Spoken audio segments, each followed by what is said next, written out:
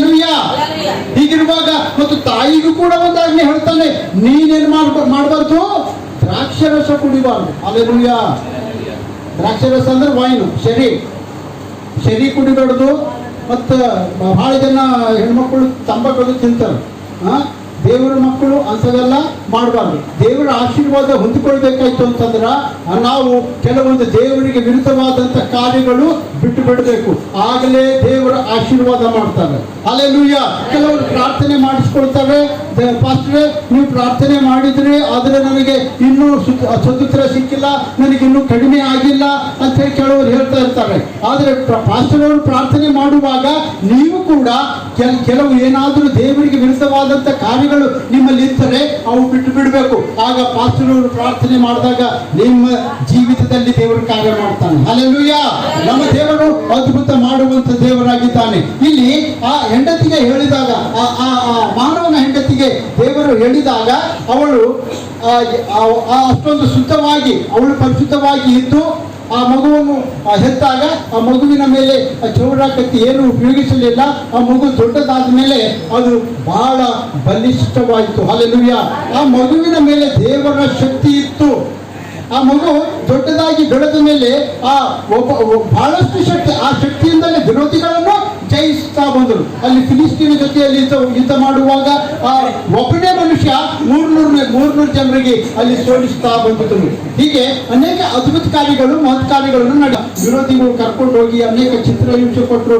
ಆದರೆ ಸ್ವಲ್ಪ ಕೂದಲು ಬಂದ ತಕ್ಷಣ ಅವನು ಬಲವಾದ ಶಕ್ತಿ ಹೊಂದಿಕೊಂಡು ಅನೇಕ ವಿರೋಧಿಗಳನ್ನು ಸಾಯಿಸಿದನು ಅಂತ ನಾವು ನೋಡುತ್ತೇವೆ. ಹಲ್ಲೆಲೂಯ್ಯ. ಈಗ ಆ ಸಮಯದಲ್ಲಿ ಆ ಕೂದಲಲ್ಲಿರುವಂತ ಶಕ್ತಿ ಈಗ ಪರಿಶುದ್ಧಾತ್ಮನ ಶಕ್ತಿ ಈಗಿದೆ. ಹಲ್ಲೆಲೂಯ್ಯ. ನಮಗೆ ದೊಡ್ಡ ಕೂದಲುಗಳ ಅವಶ್ಯಕತೆ ಇಲ್ಲ. ನೋಡ್ರಿ, ಸಂಸೋನ ಕಥೆ ಕೇಳ್ಕೊಂಡು ಯಾರಾದ್ರೂ ದೊಡ್ಡ ಕೂದಲುಗಳು ಬಿಟ್ಟಿಗಿನ. ಹಲ್ಲೆಲೂಯ್ಯ. ಅದು ಆ ಸಮಯದಲ್ಲಿ ಪರಿಶುದ್ಧಾತ್ಮನ ಅಭಿಷೇಕ ಇಲ್ಲದೇ ಇರುವಂತ ಸಮಯ. ಈಗ ಪರಿಶುದ್ಧಾತ್ಮನೇ ನಮ್ಮ ಮಧ್ಯದಲ್ಲಿ ಕಾರ್ಯ ಮಾಡುತ್ತಾ ಇರುವುದರಿಂದ ಎಷ್ಟು ಹೆಚ್ಚು ಪ್ರಾರ್ಥನೆ ಮಾಡ್ತಿರೋ ಅಷ್ಟು ದೇವರು ಕಾರ್ಯ ಮಾಡುತ್ತಾನೆ. ಹಲ್ಲೆಲೂಯ್ಯ. ಈ ದಿನಗಳಲ್ಲಿ ನೋಡುವಾಗ ಪರಿಶುದ್ಧಾತ್ಮನು ಬಲವಾದ ಕಾರ್ಯಗಳನ್ನು ಮಾಡುತ್ತಿದ್ದಾನೆ. ಅಸಾಧ್ಯವಾದ ಕಾರ್ಯಗಳನ್ನು ಮಾಡುತ್ತಾನೆ. ಯಾವುದು ಕೂಡ ದೇವರಿಗೆ ಅಸಾಧ್ಯವಿಲ್ಲ. ಹಲ್ಲೆಲೂಯ್ಯ. ಡಾಕ್ಟರ್ಗಳು ಹೇಳ್ಬಹುದು ಇದು ಗುಣವಾಗುವುದಿಲ್ಲ ಅಂತ ಹೇಳ್ಬಹುದು, ಆದರೆ ದೇವರಿಗೆ ಅದು ಸಾಧ್ಯ. ಹಲ್ಲೆಲೂಯ್ಯ. ನೋಡ್ರಿ, ಒಬ್ರು ಸಾಕ್ಷಿ ಹೇಳ್ತಾ ಇದ್ರು. ಒಬ್ರು ದೇವರ ಸೇವಕರು ಪ್ರಾರ್ಥನೆ ಮಾಡುವಾಗ ಅವರಿಗೆ ದೌಡಿದ ಇಲ್ಲಿದು ಅದು ನಡೆದಂತ ಸತ್ಯ ಘಟನೆ.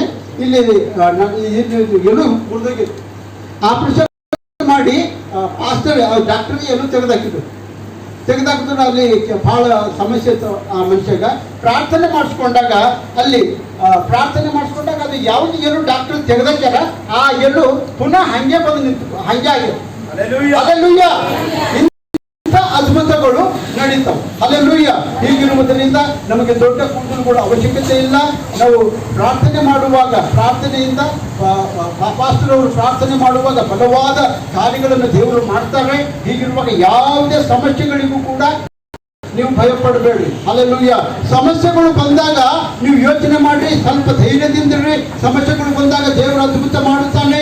ನಮ್ಮ ಜೀವಿತದಲ್ಲಿ ದೇವರು ಮಹಿಮೆ ಹೊಂದುತ್ತಾನೆ ಅನ್ನುವಂಥದ್ದೊಂದು ನೀವು ನೆನಪಿನಲ್ಲಿ ಇಟ್ಕೊಳ್ಳಿ. ಒಬ್ಬ ಕುರುಡನನ್ನು ನೋಡುವಾಗ ಹೇಳ್ತಾರೆ ಜನ, ಶಿಷ್ಯರು ಹೇಳ್ತಾರೆ, ಈ ಕುರುಡನಿಗೆ ಯಾಕೆ ಹುಟ್ಟಿನಿಂದ ಕಣ್ಣಿಲ್ಲ ಅಂತಂದಾಗ ಯೇಸು ಸ್ವಾಮಿ ಹೇಳ್ತಾರೆ, ದೇವರ ಮಹಿಮೆ ಇವನಲ್ಲಿ ಕಾಣುವುದರಿಂದಲೇ ತೋರಿ ಬರುವುದಕ್ಕಾಗಿಯೇ ಇವನು ಹುಟ್ಟಿನಿಂದ ಕುರುಡನಾಗಿದ್ದಾನೆ ಅಂತ ಹೇಳ್ತಾರೆ.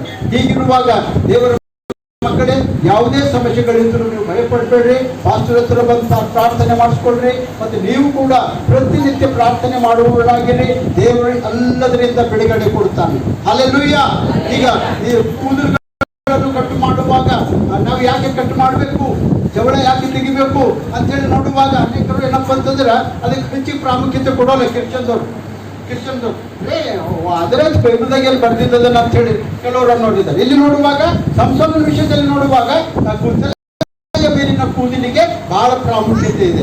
ಮತ್ತೆ ಇನ್ನೊಂದೇನಂತಂದ್ರೆ ನೋಡ್ರಿ, ಬೈಬಲ್ದಾಗ ಬರ್ದಿದ್ದದ ಸ್ತ್ರೀಯರು, ಹೆಣ್ಮಕ್ಳು ತಲೆ ಮೇಲಿನ ಕೂದಲು ಬೋಳಿಸ್ಕೋಬಾರ್ದು, ಅದು ಅವಮಾನ.